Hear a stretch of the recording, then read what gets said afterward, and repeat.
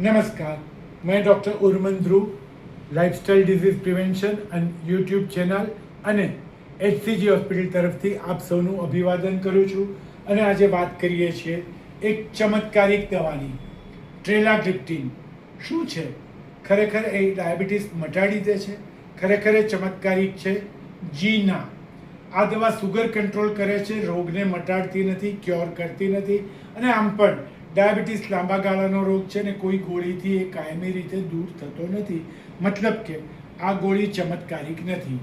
DPP-4 ઇનિબિટર ગ્રુપની આ દવા છે, અઠવાડિયામાં એકવાર લેવાની છે, એ એનો ફાયદો છે અને ટાઈપ 2 ડાયાબિટીસ માટે ઉપયોગી છે. પણ યાદ રહે, ગ્લિપ્ટિન એટલે કે DPP-4 ગ્રુપ ઇનિબિટર્સની દવાઓ વર્ષોથી વિશ્વમાં અને ભારતમાં ડાયાબિટીસની સારવાર માટે વપરાય છે. એટલે આ એક ગ્રુપની નવી દવા છે, પણ ગ્રુપ નવું નથી. આ દવાઓ એકલી વાપરવામાં આવે તો મોટાભાગના કિસ્સામાં ડાયાબિટીસ કાબૂ કરવા માટે સક્ષમ નથી હોતી અને એટલે એ અન્ય દવાઓની સાથે જ વાપરવામાં આવે છે. એનાથી વધારેમાં વધારે HbA1c 0.6 થી 0.7 જેટલું જ ઘટે છે. એટલે આ ગ્રુપની દવાઓને એડ ઓન દવાઓ તરીકે વાપરવામાં આવે છે અને એના ડાયાબિટીસને કંટ્રોલમાં રાખવા સિવાય કોઈ ફાયદા નથી. ભારતમાં આ ગ્રુપની લિનાગ્લિપ્ટિન, ટેનાલીગ્લિપ્ટિન, સીટાગ્લિપ્ટિન અને વિલ્ડાગ્લિપ્ટિન નામની દવાઓ મળે છે.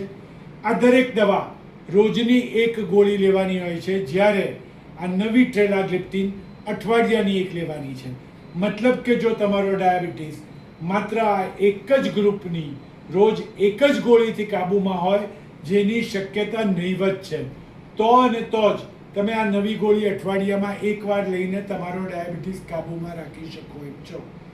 પરંતુ જો તમારે ડાયાબિટીસના કાબૂ માટે એકથી વધારે ગ્રુપની દવાઓની જરૂર હોય, જે સાધારણતઃ મોટાભાગના દર્દીઓમાં જોવા મળે છે, તો તમારે બાકીની દવાઓ તો નિયમ પ્રમાણે રોજે રોજ લેવી જ પડે. ટૂંકમાં, ટ્રેલાગ્લિપ્ટિન કોઈ ચમત્કારિક દવા નથી, એનાથી ડાયાબિટીસ મટી જતો નથી અને એ દવા લેવાથી બીજી કોઈ દવાની, ખોરાકની ચરીની કે કસરતની જરૂર ના પડે એવી કોઈ સાચી વાત નથી. એટલે આજે અહીંયા જ રોકાઈશું, પણ કાલે એક મહત્વની વાત ઉપર આગળ વધીશું. આ જાહેર ખબર આપે ઘણીવાર છાપામાં જોયેલી છે, પ્રથમ પેજ ઉપર. આ પ્રોડક્ટની યથાર્થતા ઉપર કાલે વાત કરીશું. ત્યાં સુધી અહીંયા જ રોકાઈશું. નમસ્કાર, ડૉક્ટર ધ્રુવ.